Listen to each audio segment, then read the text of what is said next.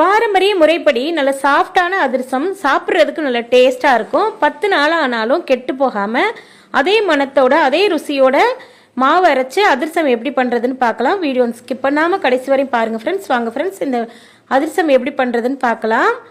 இப்போது நான் பார்த்தீங்கன்னா 2 கிலோ அளவுக்கு வந்து அரிசி எடுத்திருக்கேன். பச்சரிசி நல்ல புது அரிசியாக எடுத்துக்கோங்க.